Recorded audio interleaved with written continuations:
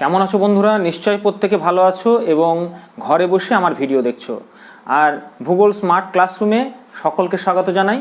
এবং যারা আমাকে চেনো তাদের পরিচয় দেওয়ার দরকার নেই, আর যারা চেনো না তাদেরকে আমি বলি, আমি পুলক কুমার রায়চৌধুরী এবং আমি নগর আজিজা মেমোরিয়াল উচ্চ মাধ্যমিক বিদ্যালয়ে ভূগোলে অ্যাসিস্ট্যান্ট টিচার।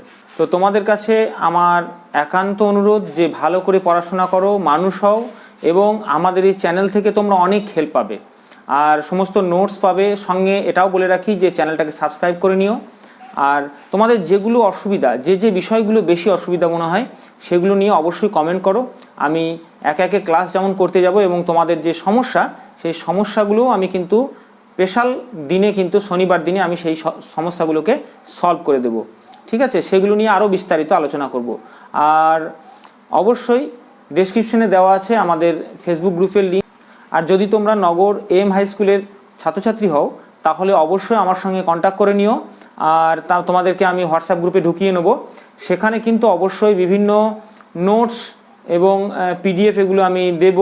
আর তার সঙ্গে বলে রাখি, যারা নগর আজিজা মেমোরিয়াল হাই স্কুলের ছাত্রছাত্রী নও তারা অবশ্যই ফেসবুক যে পেজটা রয়েছে ডেসক্রিপশনে দেওয়া আছে লিঙ্ক, এটা অবশ্যই ফলো করবে এবং এখানে তোমাদের নোটস এবং পিডিএফ ইত্যাদি দেওয়া হবে। কারণ তোমরা জানো যে ইউটিউবের মাধ্যমে নোটস দেওয়া সম্ভব নয়। আর কোন দিন কোন ক্লাসের পড়াশুনো হবে তোমাদের সঙ্গে আলোচনায় বসবো সেটা কিন্তু রুটিনের মাধ্যমে এখানে দেখতে পাচ্ছ। পিছনের রুটিনটা অবশ্যই খাতায় নোট ডাউন করে নেবে। তো চলো আজকের পাঠে ঢুকে যাওয়া যাক।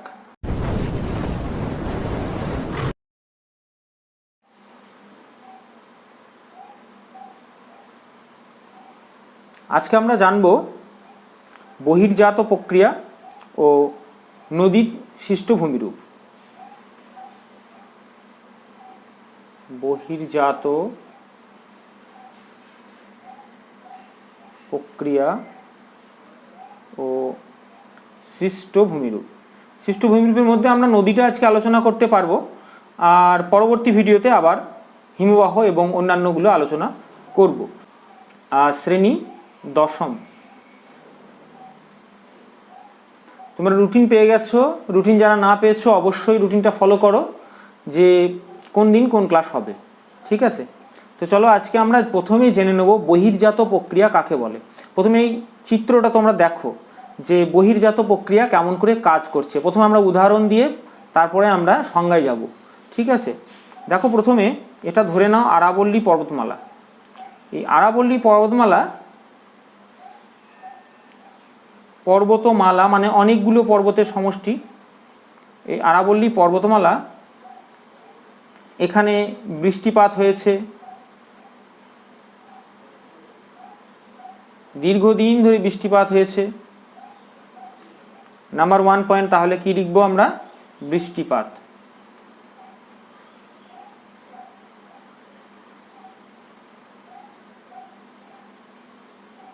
আচ্ছা, পরে যাচ্ছি কি কি পয়েন্ট আমরা নিয়ে আলোচনা করব। বহির্জাত প্রক্রিয়ায় যে এজেন্টগুলো রয়েছে, যে কারণগুলো রয়েছে, সেগুলো নিয়ে আমি পরে আলোচনা করছি। আগে প্রসেসটা জেনে নেওয়া যাক। এরপরে দেখো আমরা সূর্যের উত্তাপ এসেছে এর ওপরে। সূর্যের তাপ পেলে কি হয়?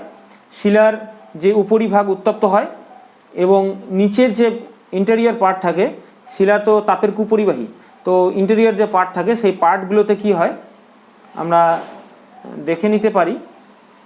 শিলার যে, ধরে নাও এটা একটা শিলাখণ্ড, শিলার যে ইন্টেরিয়র পার্ট, এই পার্টে কিন্তু তাপমাত্রা পৌঁছাবে না।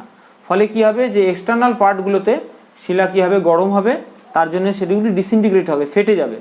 তো ফেটে যাওয়ার ফলে কি হবে না, তোমরা 9-এ পড়েছো ওয়েদারিং, তো সেখানে কি হবে যে শিলাগুলো ফেটে যাবে। ফেটে যাওয়ার পরে সেখানে পড়ে থাকবে, কিন্তু এটা যেহেতু পর্বতমালা বা পর্বত, সেখানে কি হবে না, ঢাল বরাবর মাধ্যাকর্ষণের প্রভাবে নিচে নেমে আসবে। তাহলে আরেকটা কি আমি দেখলাম যে বৃষ্টিপাত। নেক্সট দেখলাম কি আমরা? আবহাওয়া বিকার।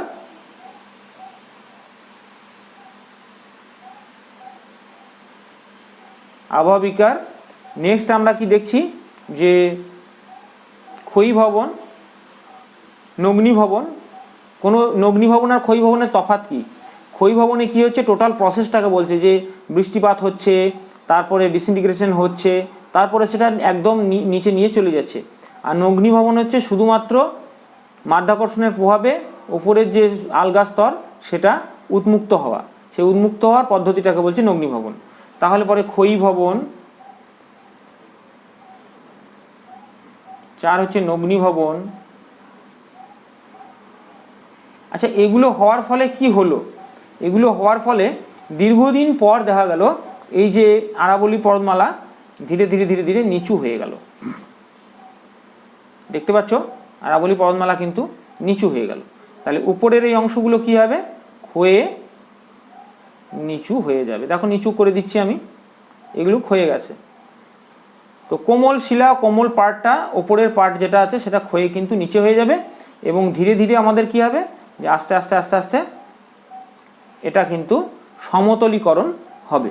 এবার দেখো উইলিয়াম মরিস ডেভিস তিনি কিন্তু বলেছিলেন যে উত্থান পর্ব শেষ হবে, তারপরে আবার এই যে অবরোহণ, এই যে আস্তে আস্তে ক্ষয়ীভূত হচ্ছে, একে বলছে অবরোহণ। তাহলে এতক্ষণ যেটা জানলাম যে বহির্জাত শক্তির ফলেই কিন্তু আরোহণ এবং অবরোহণ বিভিন্ন প্রক্রিয়া ঘটে থাকে এবং আরোহণের ফলে কি হয় না ভূভাগ আপলিফ্ট হয়, কোনো জায়গায় বালিয়ারি তৈরি হলো, কোনো নিচু জায়গা ভরাট হলো, ইত্যাদি কাজগুলো হয়ে থাকে। আর অবরোহণের ফলে কি হয় যে উঁচু জায়গা আস্তে আস্তে নিচু হয়। তো উঁচু জায়গা নিচু হয়ে সেই পদার্থগুলো কোথায় যায়? সেই পদার্থগুলো কোনো একটা জায়গায় জমা হবে, বা বায়ুর ক্ষয়কার্য বলো, নদীর ক্ষয়কার্যের ফলে, এটা কিন্তু বহির্জাত টোটালটাই প্রক্রিয়া। তো এই যে পদার্থগুলো কোথাও একটা জমা হবে, সেখানে যেখানে জমা হচ্ছে সেখানে হতেই পারে সেটা উঁচু হয়ে যাচ্ছে সাধারণ ভূমির থেকে, তো সেখানে কিন্তু আরোহণ ঘটছে। আর যেখানে ভরাটকরণ হচ্ছে সেটাও কিন্তু ভরাটকরণ বা সেটা পর্যায়নের মধ্যে যাচ্ছে। তাহলে আরোহণ অবরোহণের মিলিত কার্য হচ্ছে গিয়ে পর্যায়ন। এই প্রশ্নটা কিন্তু খুবই আসে যে ক্ষয় কার্যের শেষ সীমা কাকে বলে। তো চলো একটা উদাহরণ দিয়ে দেখে নেওয়া যাক। দেখে নাও, এই যে আমরা এটা একটা পাহাড়,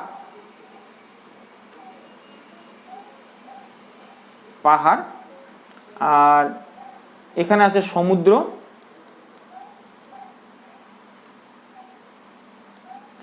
আর এখান থেকে এই পাহাড় থেকে একটা নদী নেমে এসেছে, দিয়ে এই সমুদ্রে পতিত হচ্ছে। আমি এটাকে এখানে আঁকি।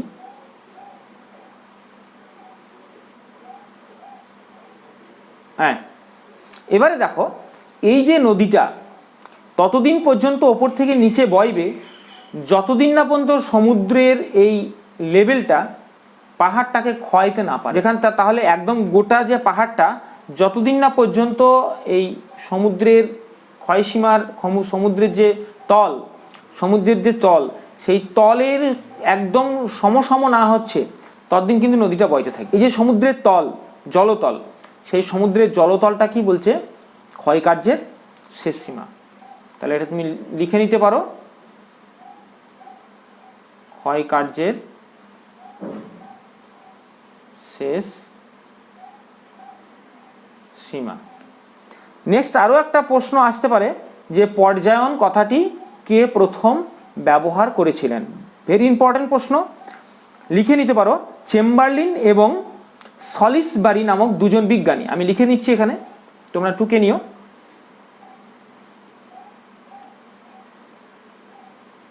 চেম্বারলিন এবং সলিসবারি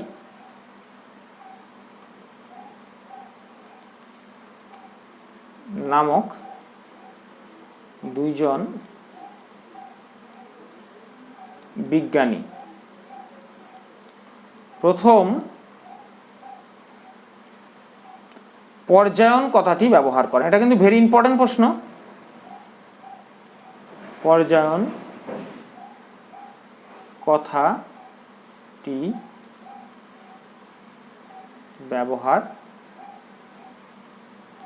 করেন। আর এই পর্যায়ন দীর্ঘদিন ধরে চলতে থাকছে, তার কারণ হচ্ছে আরোহণ অবরোহণ এই কাজটা হচ্ছে বহির্জাত প্রক্রিয়ার দ্বারা, কিন্তু অন্তর্জাত প্রক্রিয়ার দ্বারা সেইটা কিন্তু চিরকাল ধরে এটা চলতে থাকছে, কারণ একই সঙ্গে উত্থান এবং কোনো স্থানের পতন হতে পারে। এবং সেটা হয়েও থাকে, যেটা পরবর্তীকালে আমরা ক্ষয়চক্রের ধারণাতে জানবো, পরবর্তী ক্লাসে জানবো। ঠিক আছে, তো আজকে আমরা যেটা জানবো এখন এই মুহূর্তে নদীর কাজ। নদীর কাজ আমরা নদী কাকে বলে প্রথমে জানবো। দেখো এই নদী প্রত্যেকে তোমরা দেখেছো, তো নদীকে আমরা সোর্স অফ ওয়াটার বা জলের উৎসের হিসাবে দুভাগে ভাগ করতে পারি। একটা হচ্ছে বরফ গলা জলে নদী বা স্নোফিড রিভার, আর রেনফিড রিভার বা বৃষ্টির জলে পুষ্ট নদী। তো বৃষ্টির জলে পুষ্ট নদীগুলো কিন্তু সাধারণত জল থাকে না, সারা বছর জল থাকে না। কিন্তু এদিকে তুমি চলে যাও বরফ গলা জলে নদী, যেমন গঙ্গা, যমুনা, ব্রহ্মপুত্র, এগুলো কিন্তু সারা বছর জল থাকে। তো এই যে সারা বছর জল থাকে, তো সারা বছর কিন্তু এরা কাজ করতে যাবে। আর সারা বছর জল যারা থাকে না সেগুলো কিন্তু সাধারণত নদীর যে ভাগগুলো হয় সেগুলো অনেকটা চওড়া হয় এবং বন্যা প্রকোপ এইগুলোতে দেখা যায়। যদিও সারা বছর যেগুলো জল থাকে সেগুলোতেও বন্যার প্রকোপ দেখা যায়, কারণ সেখানে প্রচুর পরিমাণে উপনদী থাকে যেগুলো কিন্তু এসে সেই নদীর মূল নদীর জলটাকে বাড়িয়ে তোলে বর্ষাকালে বিশেষ করে। তাহলে এখন আমাদের জানতে হবে যে নদী কি, যেটা জানলাম এখন, আর উপনদী কি, শাখা নদী কি, নদীর উৎস কি, মোহনা কি, এগুলো কিন্তু ভীষণ ইম্পর্টেন্ট। এরপরে আরও কিছু আমরা যাচ্ছি। দেখো প্রথমেই আমরা দুটো জিনিস আমরা বললাম। একটা হচ্ছে দেখো যে পাহাড় পর্বতের একদম টপে কি হয়, বরফ জমে থাকে। কেন জমে থাকে সেটা তোমরা আগের ক্লাসে জেনে এসছো, যে পাহাড়ি অঞ্চলের মাথায় বরফ কেন জমে। তো প্রতি কিলোমিটার উচ্চতা বৃদ্ধিতে 1 কিলোমিটার যদি আমরা উঁচু উঠি তাহলে 6.5 ডিগ্রি সেন্টিগ্রেড তাপমাত্রা কিন্তু আমাদের হ্রাস পাবে। এটাকে বলছে ড্রাই এডিবায়োটিক ল্যাপস রেট, শুষ্ক বায়ুর উষ্ণতা হ্রাসের গড়। তো প্রতি কিলোমিটার উচ্চতা আমরা বাড়ালাম, তাহলে দেখো 8 কিলোমিটার উঁচুতে 8 6 48 প্রায় 50 ডিগ্রি তাপমাত্রা কিন্তু কম হচ্ছে। যদি আমরা 20 ডিগ্রি ধরি তাহলে 50 ডিগ্রি কম মানে কি, এখানে -30 ডিগ্রি তাপমাত্রা হয়ে যাবে।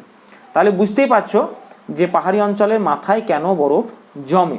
এক্ষেত্রে যখন আমরা আবহাওয়া জলবায়ু যাব তখন কিন্তু আমরা সেই চ্যাপ্টারে ডিটেলসে নিয়ে আলোচনা করব, বৈপরীত্য উত্তাপ কি, বিভিন্ন জিনিস নিয়ে আলোচনা করব।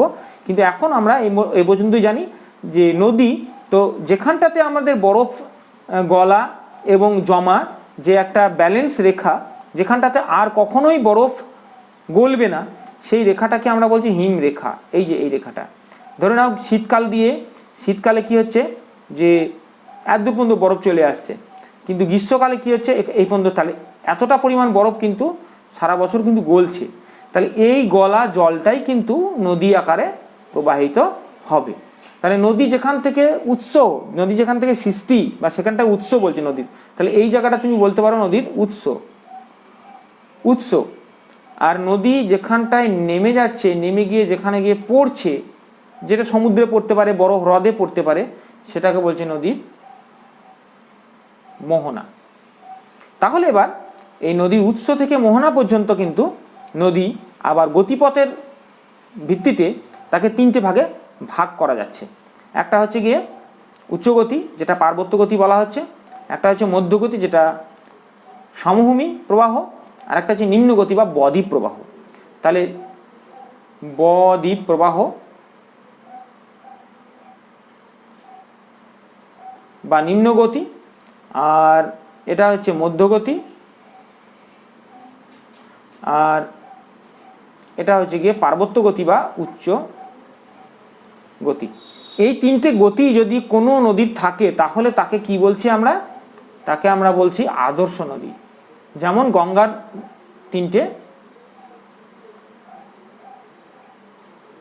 3টে গতিপথ রয়েছে। যদি আমরা ধরে নিই তাহলে দেখো যে হরিদ্বার, এটা যদি হয় হরিদ্বার, গঙ্গা নদী ধরি আমি, তাহলে এটা হরিদ্বার হলে পরে এটা হচ্ছে উচ্চগতি শেষ, তারপরে বিহারের রাজমহল পাহাড় পর্যন্ত মধ্যগতি শেষ, এবং একদম বঙ্গোপসাগর পর্যন্ত মোহনা, বঙ্গোপসাগর পর্যন্ত কি হচ্ছে নিম্নগতি বা বদ্বীপ প্রবাহ শেষ। যে এই 3টে গতিতে নদী কিন্তু অনেক রকম কাজ করে। তাহলে নদী কি কি কাজ করে সেটাই কিন্তু এখন আমরা জানব। দেখো এই সম্বন্ধে জানার আগে কিন্তু কয়েকটা কি টার্মস আমাদেরকে জেনে নিতে হবে, তাহলে কিন্তু আমাদের গোটা ব্যাপারটা আমরা বুঝতে পারবো না। ঠিক আছে, তাহলে এই যে নদী আমরা দেখতে পাচ্ছি, এই নদীটার যতটা পর্যন্ত ধরে নাও এই যে নদী, মূল নদীতে এসে ছোটো ছোটো নদী এসে মিশেছে, আমি এগুলোকে অন্য কালার দিয়ে দিচ্ছি। মূল নদীতে ছোট ছোট নদী এসে দেখো মিশেছে, যেমন গঙ্গার ডান তীরের উপনদী, বাম তীরের উপনদী। সবচেয়ে আসল যে প্রধান উপনদী সেটা হচ্ছে গিয়ে যমুনা, যেটা এলাহাবাদের কাছে গিয়ে মিশেছে। গঙ্গা যমুনা সরস্বতী বলা হয় ত্রিবেণী সঙ্গম। তো এই যে এলাহাবাদের কাছে এসে মিশেছে, এই আমরা কোন জায়গাটায় গঙ্গা নদী, কোন জায়গাটায় কি নদী একবার দেখে নিই একটু জাস্ট ম্যাপে। এখানে ম্যাপ আঁকলে দেখতে পাবে না। দেখো এইখানে গঙ্গোত্রী হিমবাহের গৌমুখ গুহা থেকে উত্তরাখণ্ডের এইখানে গঙ্গা সৃষ্টি হয়েছে। এরকম জায়গাতে চলে আসছে যখন হরিদ্বার, আর একটু আগে হবে, এরকম জায়গাতে চলে আসছে হরিদ্বার, তারপরে বিহারের রাজমহল, এখানে বিহারের রাজমহল, এবং গঙ্গা এখানে চলে, গঙ্গা কিন্তু আরেকটা শাখা চলে যাচ্ছে বাংলাদেশের দিকে। তো যাই হোক, যমুনা নদী এরকম জায়গায় এসে মিশছে এলাহাবাদে, যমুনেত্রী হিমবাহ থেকে তৈরি হয়ে যমুনা নদী এখানে মিশছে।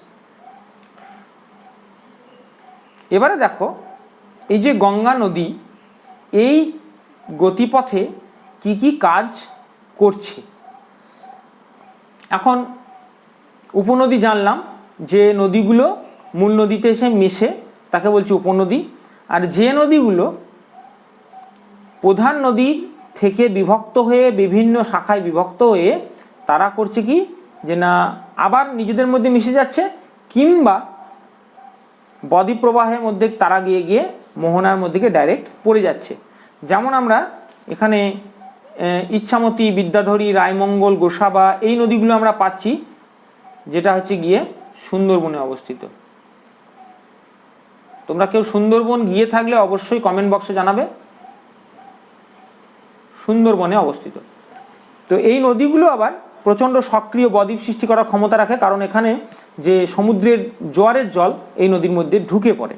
তো এই নিয়ে পরে আলোচনা করব। এখন আমরা শাখা নদী, উপনদী জানলাম, এবার আমরা জানবো জলবিভাজিকা। জল বিভাজিকা কি?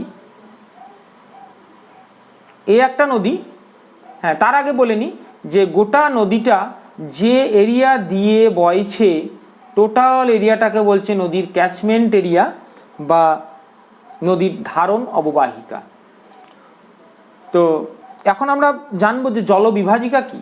জলবিভাজিকা হচ্ছে গিয়ে যে দুটি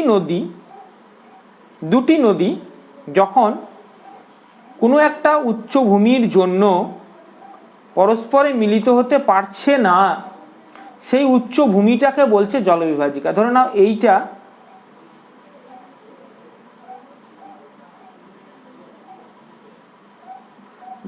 এইটা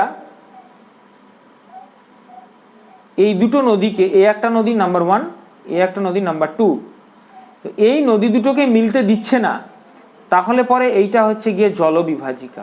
জলবিভাজিকা কি, বা জলবিভাজিকা ইংরেজিতে বলছে কিন্তু ওয়াটার সেট, ঠিক আছে।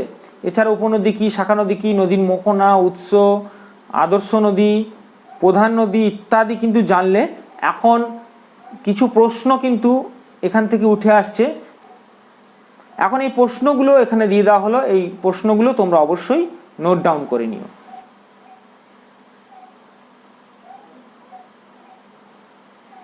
এর মধ্যে দেখো সবচেয়ে ভালো প্রশ্ন হচ্ছে এখানে, লুনি ছাড়া আর কোন কোনটি অন্তর্বাহিনী নদী ভারতবর্ষের মধ্যে আছে? ঘাগর, রূপনগর, মেধা ইত্যাদি ভারতের অন্যান্য অন্তর্বাহিনী নদী। নীলনদের দৈর্ঘ্য পৃথিবীর দীর্ঘতম নদী যদিও, তো এই দৈর্ঘ্যটা কিন্তু ইম্পর্টেন্ট, 6853, তোমরা 7-এ পড়েছো। আর পৃথিবীর দ্বিতীয় দীর্ঘতম বৃহত্তম নদী আমাজন, দৈর্ঘ্য 450 কিমি। এই নদী পৃথিবীর সর্বাধিক জল বহন করে। পৃথিবীর ক্ষুদ্রতম নদী ডি নদী, তার দৈর্ঘ্য হচ্ছে মাত্র 37 কিলোমিটার। গঙ্গার দৈর্ঘ্য 2525 কিলোমিটার, যেটা ভারতের দীর্ঘতম নদী। এর মধ্যে 2071 কিমি কিন্তু ভারতবর্ষের মধ্যে রয়েছে, এটাও কিন্তু আলাদা করে প্রশ্নে আসতে পারে। তাহলে এই নদীগুলি কিন্তু তোমরা লিখে নেবে। এছাড়াও দেখো দক্ষিণ ভারতের দীর্ঘতম নদী গোদাবরী, যাকে দক্ষিণ ভারতের গঙ্গা বলা হয়, 1465 কিলোমিটার। এবার আমরা জানবো, চলো, নদীর ক্ষয়কার্যের ফলে সৃষ্ট ভূমিরূপগুলি কি কি। দেখো প্রথমেই আমাদের জানতে হবে যে ক্ষয়কার্য কিভাবে হয়। একটু বোর্ডের দিকে তাকাও, এখানে আমি লিখছি নদীর ক্ষয় কার্য, নদীর ক্ষয়কার্য।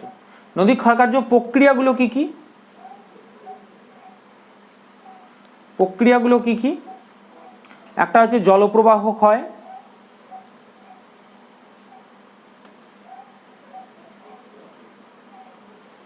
দ্বিতীয় হচ্ছে অবঘর্ষ ক্ষয়,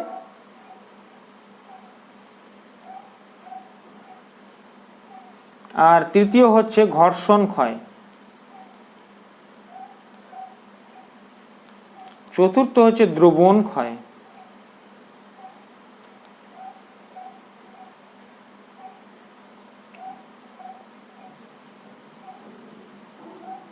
এবার দেখো কোন ক্ষয়টা কিভাবে। দেখো জলপ্রবাহ ক্ষয় মানে বুঝতেই পারছো, জল যখন প্রচণ্ড স্পিডে নদীর মধ্যে প্রবাহিত হচ্ছে তখন সেই জল কিন্তু প্রবাহিত হওয়ার ফলে যে শিলাস্তরের মধ্যে দিয়ে যাবে সেখানে কিন্তু ক্ষয় সাধন করবে। এবার দেখো অবঘর্ষ ক্ষয়। অবঘর্ষ ক্ষয় হচ্ছে যে শিলাগুলোকে বয়ে নিয়ে যাবে, জলের মধ্যে কিন্তু শিলা বয়ে নিয়ে যায়। শুধু যদি জল বয়ে যেত ততটা ক্ষয় হতো না, কিন্তু শিলা বয়ে যাচ্ছে ফলে কিন্তু শিলা কিছু নদীর তলদেশকে ক্ষয় করতে করতে যাবে, তো এটাকে বলছে অবঘর্ষ ক্ষয়। নেক্সট হচ্ছে ঘর্ষণ ক্ষয়। ঘর্ষণ ক্ষয় মানে হচ্ছে পরস্পরের মধ্যে দুটো কাঁকড়, দুটো পাথর বা কয়েকটি পাথর একে অপরের সঙ্গে যে ঘর্ষণ হবে তাকে বলছে ঘর্ষণ ক্ষয়। নেক্সট হচ্ছে দ্রবণ ক্ষয়। অনেক শিলা জলে দ্রবীভূত হয়, তো জলে পড়ার পরে সেগুলো কি হয় না দ্রবীভূত হয়ে ক্ষয়প্রাপ্ত হয় এবং সেই ক্ষয়প্রাপ্ত পদার্থ জলের মধ্যে ভাসতে থাকে। এই যে ক্ষয়ের যে পদ্ধতি এটাকে বলছে দ্রবণ ক্ষয়। এক্ষেত্রে একটা কোয়েশ্চেন খুবই গুরুত্বপূর্ণ, সেটা হচ্ছে গিয়ে কিউসেক এবং কিউমেক। কিউসেক হলো কিউবিক ফুট পার সেকেন্ড, আর কিউমেক হলো কিউবিক মিটার পার সেকেন্ড। তো কিউব মানে বুঝতেই পারছো দৈর্ঘ্য, প্রস্থ এবং উচ্চতা।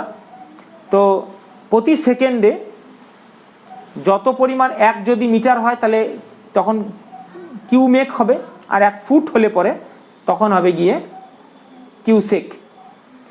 আর আরেকটা জিনিস এখানে গুরুত্বপূর্ণ, সেটা হচ্ছে গিয়ে ষষ্ঠঘাতের সূত্র, এবং এই ষষ্ঠঘাতের সূত্রকে আবিষ্কার করেন এটাও কিন্তু একটা গুরুত্বপূর্ণ প্রশ্ন, তোমরা লিখে নিতে পারো। আমি লিখে দিচ্ছি বোর্ডে, ডব্লিউ হপকিন্স, HOPKINS, হপকিন্স 1842 সালে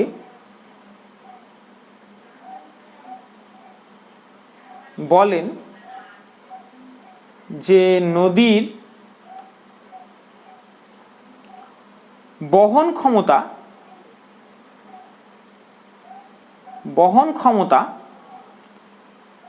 2⁶ গুণ বৃদ্ধি পাবে, মানে 64 গুণ বৃদ্ধি পাবে যদি নদীর গতিবেগ দ্বিগুণ করা হয়, 2 গুণ করা হয়।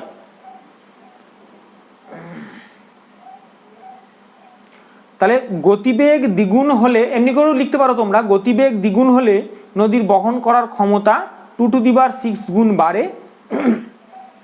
একে বলছে ষষ্ঠঘাতের সূত্র, যা বিজ্ঞানী ডব্লিউ হপকিন্স তিনি কিন্তু আমাদের কাছে উপস্থাপিত করেছিলেন। এটা কিন্তু ভেরি ইম্পর্ট্যান্ট প্রশ্ন, তোমরা লিখে নিতে পারো। আচ্ছা, কমেন্ট করে এটাও জানাবে যে কোন কালিতে লিখলে পরে, লেখাগুলো কোন কালিতে লিখলে পরে তোমাদের সবচেয়ে বেশি সুবিধা হয়। চলো এর মধ্যে এখন জেনে নেব আমরা নদীর এই যে উচ্চ প্রবাহ, তাহলে উচ্চ প্রবাহে আমরা দেখেছি যে স্রোত প্রচণ্ড বেশি থাকে। তাহলে নদীর এই যে উচ্চ প্রবাহে কি কি ভূমিরূপ গঠিত হয়?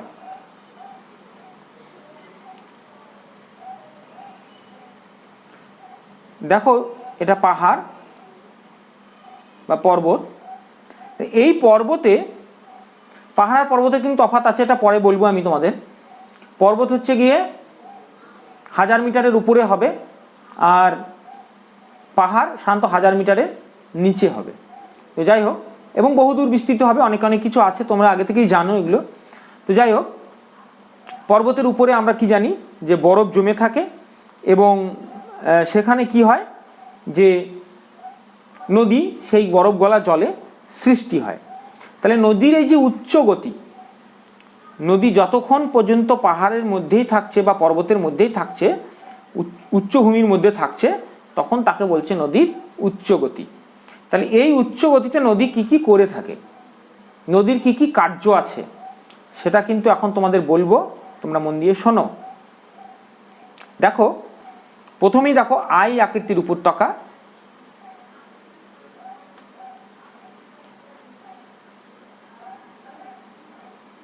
নেক্সট হচ্ছে ভি আকৃতির উপত্যকা। এই দুটো উপত্যকার মধ্যে পার্থক্য কিন্তু অনেক সময় পরীক্ষায় চলে আসে, তো এটাও তোমাদের জেনে নিতে হবে যে আই আকৃতির উপত্যকা, ভি আকৃতির উপত্যকার তফাৎ কোথায়।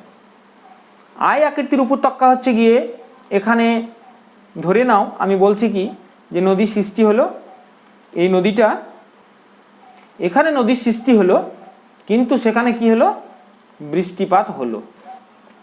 এখানে কিন্তু বৃষ্টিপাত হলো না, শুষ্ক অঞ্চল। তাহলে বৃষ্টিপাত যেখানে হলো সেখানে কি হবে, পার্শ্বক্ষয় হবে, আর যেখানে বৃষ্টিপাত হলো না সেখানে কিন্তু পার্শ্বক্ষয় হবে না, যার জন্যে দিনকে দিন সেটা গভীরতর হতে থাকবে, কিন্তু কোনো পার্শ্বক্ষয় হবে না। এছাড়া এটা বেশি গভীর, এটা কম গভীর, এটা আই আকৃতির, এটা ভি আকৃতির। এইগুলোই কিন্তু আই আকৃতির উপত্যকার সঙ্গে ভি আকৃতির উপত্যকার পার্থক্য। উদাহরণও একটা পার্থক্যের মধ্যে দিতেই পারো। আই আকৃতির উপত্যকার মানে উদাহরণ হচ্ছে গিয়ে কলোরাডো নদীর গ্র্যান্ড ক্যানিয়ন, আর ভি আকৃতির উপত্যকা তোমরা যে কোনো নদী, সাধারণত যেমন গঙ্গা, সিন্ধু, ব্রহ্মপুত্র, এইসব নদী এখানে দিতেই পারো। নেক্সট যে প্রশ্নটা তোমাদেরকে জেনে নিতে হবে সেটা হচ্ছে গিয়ে, আমি বোর্ডে লিখে দিচ্ছি যদিও প্রশ্নটা, পরীক্ষায় প্রায় মাধ্যমিক পরীক্ষায় একটা বারবার কিন্তু আসে, তো আমরা জেনে নিই সেটা। নেপাল হিমালয়ে, প্রশ্নটা আগে জেনে নাও, যে পৃথিবীর গভীরতম গিরিখাতের নাম কি? পৃথিবীর গভীরতম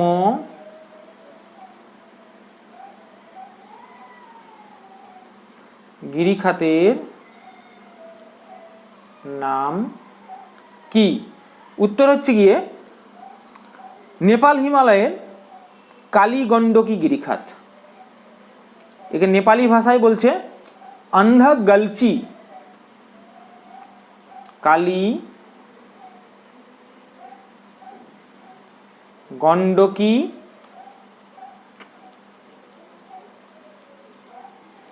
গিরিখাত, কালীগণ্ডকী গিরিখাত।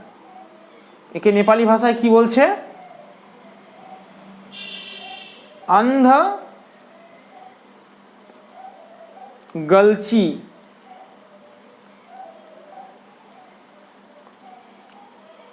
আর আরেকটা প্রশ্ন এখানে আসতে পারে, এটাও কিন্তু ইম্পর্টেন্ট, এটা হচ্ছে পৃথিবীর দীর্ঘতম গিরিখাতটির নাম কি? ইছাং গিরিখাত। পৃথিবীটা লিখলাম না, তোমরা লিখে নেবে। দীর্ঘতম গিরিখাত টি হলো ইছাং গিরিখাত। ইছাং গিরিখাতটি কোথায়? ইয়াংসিকিয়াং নদীতে। ইছাং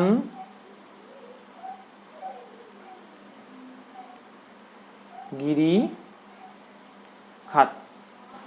এবার আমরা জানবো যে উচ্চগতির আরেকটা সেটা হচ্ছে শৃঙ্খলিত শৈলশিরা। দেখো এদিকে পর্বতগুলো যখন এরকমভাবে পরপর অবস্থান করে তখন কি হয় না, কোনো নদী যদি এইভাবে বেরিয়ে আসে তখন কিন্তু যখন বেরিয়ে আসছে তুমি যদি এই জায়গাটা দাঁড়িয়ে থাকো তখন কিন্তু নদীর কোনখান থেকে বেরিয়ে আসছে তুমি বুঝতে পারবে না। সেই জন্য একে বলছে গিয়ে শৃঙ্খলিত শৈলশিরা, কারণ এগুলো শিকল কিন্তু একটার পর একটা এইভাবে লেগে থাকে, তো একে বলছে শৃঙ্খলিত শৈলশিরা। নেক্সট হচ্ছে জলপ্রপাত, এটাও কিন্তু ভেরি ইম্পর্টেন্ট। জলপ্রপাত প্রায় মাধ্যমিকে টিকা আসে, এটা অবশ্যই ভালো করে করে যাবে এবং ছবি আঁকবে। মাধ্যমিক যদি পড়ে পরীক্ষায় তো অবশ্যই ছবি আঁকবে। জলপ্রপাত, জল দেখো পাহাড়ি অঞ্চল উপর থেকে নিচে এইভাবে পড়তে পারে, তো এটাকে বলছে জলপ্রপাত। এখানে কঠিন শিলা, কোমল শিলা, আবার কঠিন শিলা, কোমল শিলা, আবার কঠিন শিলা, এরকম পর্যায়ক্রমে কিন্তু থাকতে পারে, এটাকে বলছে জলপ্রপাত।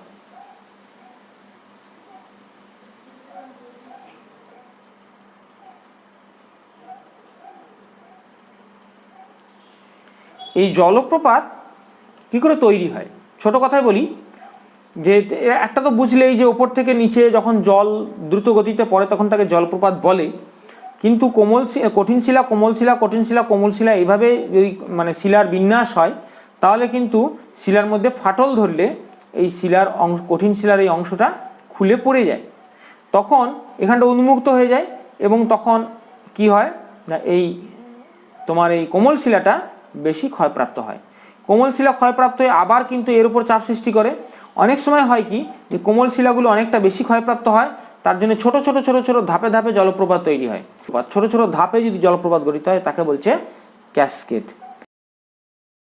প্রচণ্ড যে স্পিডে যে স্রোত, সেই স্রোতটাকে বলছে গিয়ে খরস্রোত। এই স্রোতটা পার্বত্য গতিতে দেখা যায়। এবার দেখো বলছে পাঞ্চপুল, জলপ্রপাতের ঠিক নিচে উপর থেকে যে মানে পাথর, সেই পাথরের টুকরো যখন জলপ্রপাতের নিচে গিয়ে গোল গর্ত তৈরি করে তখন তাকে বলছে গিয়ে পাঞ্চপুল। আর মন্থকূপ বলে একটা আছে, সেটা কি অঞ্চলে যখন নদীতে গতি প্রচণ্ড স্পিড থাকে তখন নদীর মধ্যে যে কাঁকড় বা পাথরের টুকরো থাকে সেই টুকরোগুলো জল যখন লাফায় তখন সে কিন্তু ঘুরতে থাকে, সেই পাথরটি বা পাথরখণ্ড ঘোরার ফলে এখানে গোল গোল গর্ত তৈরি হয়, এই গর্তগুলোকে বলছে মন্থকূপ। এটাও কিন্তু পরীক্ষায় খুব আসে। তোমরা এখানে উদাহরণ দিতে পারো যে ঝাড়খণ্ডের সাকরাইলের কাছে খড়কাই নদীর গর্ভে এরকম কিন্তু প্রচুর মন্থকূপ দেখতে পাওয়া যায়। নেক্সট হচ্ছে পলল শঙ্কু বা পলল ব্যাজনী, পলল পাখা।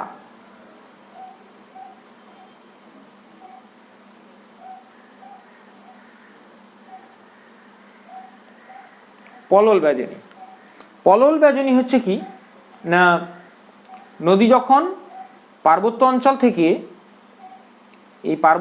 থেকে হঠাৎ করে নেমে আসে তখন কি হয়, পার্বত্য অঞ্চলে যত পরিমাণ নুড়ি কাঁকড় বালি সেগুলো হঠাৎ করে কিছু পরিমাণ জমিয়ে দেয় এবং মধ্যগতিতে পড়ার আগে বেশ কিছুটা অংশ পাখার মতন একটা পলি শঙ্কু তৈরি হয়। এই শঙ্কুটাকে যদি আমরা ঠিক বড় করে দেখাই তাহলে তোমরা দেখতে পাবে যে এরকম যদি আমরা ধরি তো নিচু অংশে মোটা মোটা কাঁকড় থাকবে, তারপরের অংশে ছোট কাঁকড় থাকবে, তারপরের অংশে ছোট বালি, তারপরে সূক্ষ্ম পলি থাকবে ওপরের। তাহলে এই যে বিন্যাস, এই বিন্যাসটাকেই বলছে পলল ব্যাজনী। নেক্সট আমরা জানবো নদী বাঁক, একে মিয়েন্ড্রেসও বলা হয় ইংরেজিতে। তো নদী বাঁক, তুরস্কের মিয়েন্ড্রেস বলে একটা নদী আছে যে নদীটি তার উপনদীর সঙ্গে অনেক দূরে গিয়ে মিলেছিল, সেই জন্য একে বলছে মিয়েন্ড্রেস। দেখো বাঁকটা কিরকম, এই তুরস্কের মিয়েন্ড্রেস নদীর নাম অনুসারে এরকম করে বাঁকা নদী তুরস্কে দেখতে পাওয়া যায়, মিয়েন্ড্রেস নদীটি। তাই যে কোনো নদী বড় বাঁককেই বলছে চুলের কাঁটার মতো, মেয়েদের চুলের কাঁটার মতো, একে বলছে মিয়েন্ডার বা নদী বাঁক। নেক্সট যেটা হচ্ছে অশ্বক্ষুরাকৃতি হ্রদ, প্রচণ্ড ইম্পর্টেন্ট, দারুণ ইম্পর্টেন্ট, এটা কিন্তু তোমাদেরকে জেনে নিতে হবে অশ্বক্ষুরাকৃতি হ্রদ কি। দেখো অশ্বক্ষুরাকৃতি হ্রদ হচ্ছে, ধরে নাও নদী আঁকামাকা পথে প্রবাহিত হচ্ছে, এই আঁকামাকা পথে প্রবাহিত হচ্ছে, এর ফলে কি হচ্ছে, নদীর বাইরের অংশে নদীর জল কিন্তু স্রোত ধাক্কা দিচ্ছে, দেখো, কিন্তু উত্তল অংশে ধাক্কা দিলেও যে অবতল অংশ সেগুলোতে কিন্তু ধাক্কা পড়ছে না জলে, তার জন্য এখানে পলি জমছে।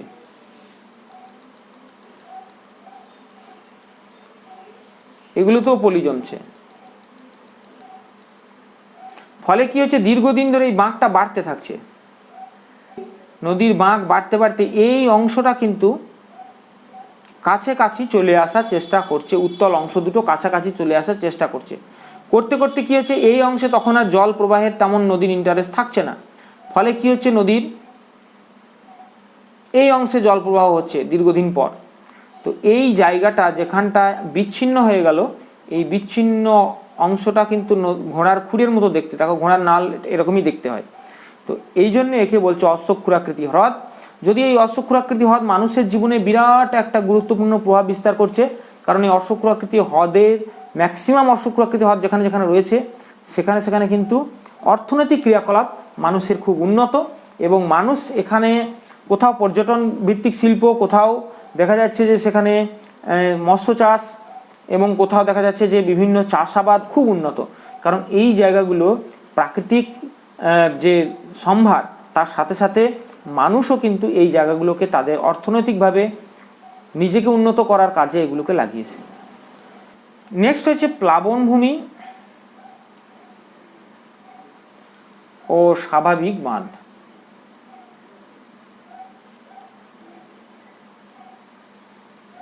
দেখো প্লাবনভূমি ও স্বাভাবিক বাঁধ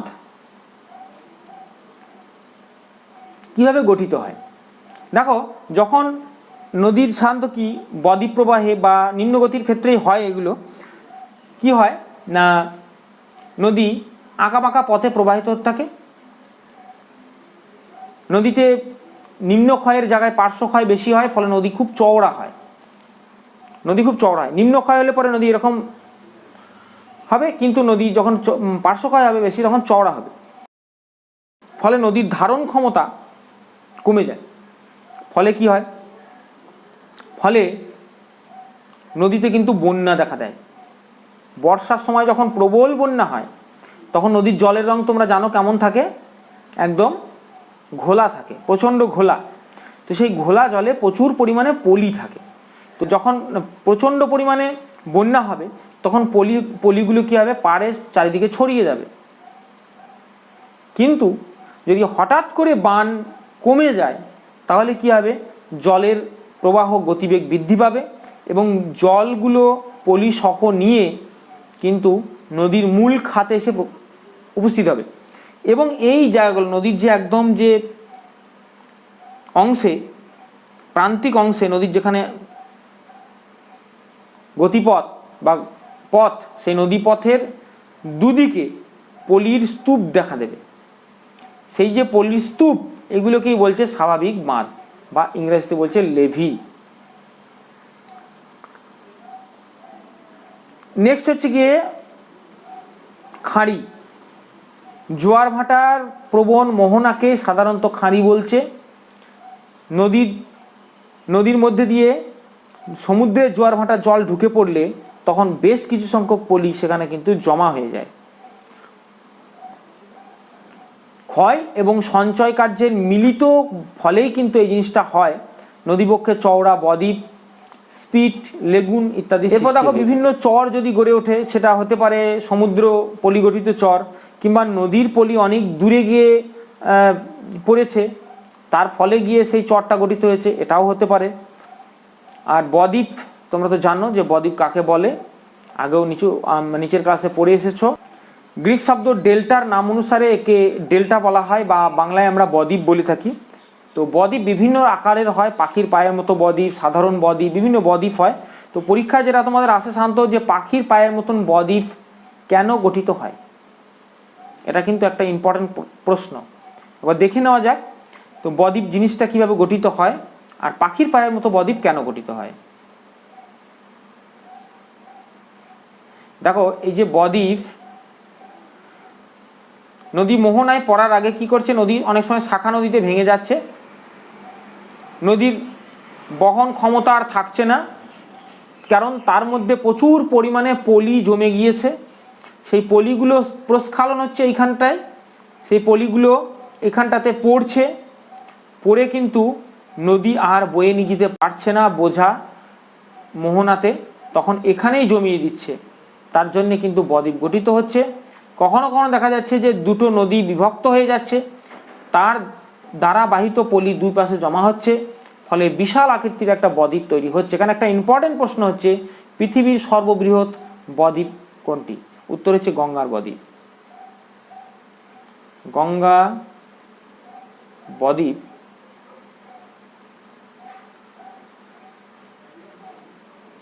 পৃথিবীর সর্ববৃহৎ বদ্বীপ।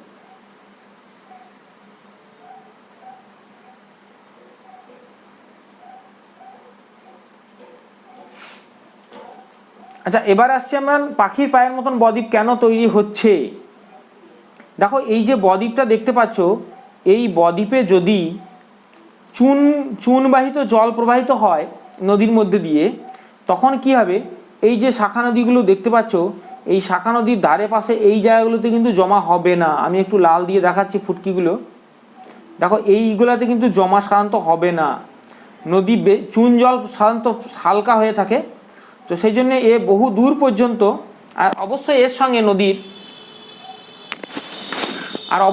সঙ্গে নদীর যে প্রবাহের যে স্পিড সেটা আরেকটু বেশি চায়।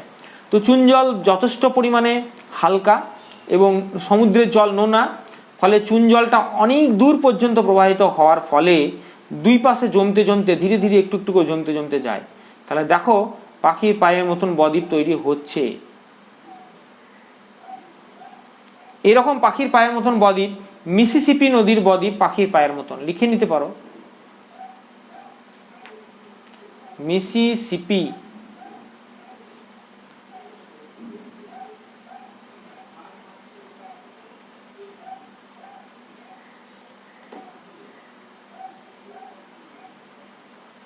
নদীর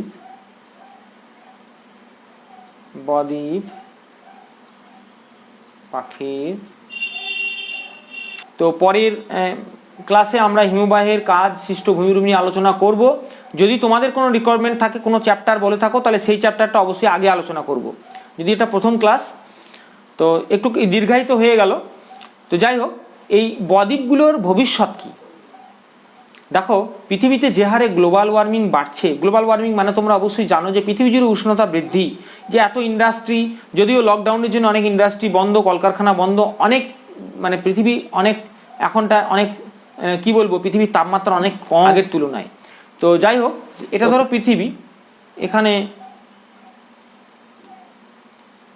সূর্যের আলো আসছে, সূর্যের আলো যখন আসছে তখন কিন্তু আলো ক্ষুদ্র তরঙ্গ রূপে আসছে, আর যখন তাপ হয়ে যাচ্ছে তখন কিন্তু সেটা বৃহৎ তরঙ্গ রূপে, অবলোহিত রশ্মি বৃহৎ তরঙ্গ। তো সেক্ষেত্রে বায়ুমণ্ডলে কি থাকছে, বায়ুমণ্ডলে, যদিও গ্লোবাল ওয়ার্মিং পড়ানোর সময় আমি আরও ডিটেলসে বলবো, বায়ুমণ্ডলে CO2, তারপরে সালফার ডাইঅক্সাইড, NO, জলীয় বাষ্প, NH4, মিথেন ইত্যাদি বিভিন্ন গ্যাস থাকছে। এই গ্যাসগুলো এই তাপটাকে যেতে দিচ্ছে না, এর ফলে পৃথিবী জুড়ে তাপমাত্রা বাড়ছে। যত ধোঁয়া বাড়বে তত তাপ বাড়বে, এটুকু এখন মাথায় রাখো। তো এর ফলে কি হচ্ছে, সমুদ্রের জলতল বেড়ে যাচ্ছে, কারণ যত তোমার জলভাগ আছে, মিষ্টি জলভাগ, তার মধ্যে একটা বিরাট অংশ রয়েছে কোথায়, মেরু অঞ্চলে, পাহাড়ি অঞ্চলে, যেখানে পাহাড়ির মাথায় যেখানে বরফ জমা হয়ে থাকে। তাহলে সেই জল যদি, সেই বরফ যদি টোটাল গলে যায়, সমস্যা দুদিকে। এক, কার্বনিফেরাস উপযুগের যে তোমার কার্বন ডাইঅক্সাইডের কণা, বাবলস, সেটা কিন্তু ওই বরফের তলায় রয়েছে, সেগুলো যেমন বেরিয়ে যাবে, তার জন্য তাপমাত্রা বাড়বে, কারণ কার্বন ডাইঅক্সাইডের পরিমাণ বাড়বে। আর একই সঙ্গে পৃথিবী জুড়ে তাপমাত্রা বাড়ার ফলে জলতল বৃদ্ধি পাবে, পৃথিবী জুড়ে তাপমাত্রা বাড়ার ফলে বরফগুলো তাড়াতাড়ি গলে যাবে, দ্বীপ ডুবে যাবে, এমনকি আমরা অনেক দূরে রয়েছি সমুদ্র থেকে, আমরাও ডুবে যাব। তাহলে সাবধান থাকতে হবে, ভালো থাকতে হবে, আর অবশ্যই এখন ঘরে থাকতে হবে। আজকের মতো নমস্কার সকলকে, ছোট্ট বন্ধুদেরকে ভালোবাসা দিয়ে আজকে ক্লাস শেষ করলাম। আবার দেখা হবে নতুন ভিডিওর সঙ্গে।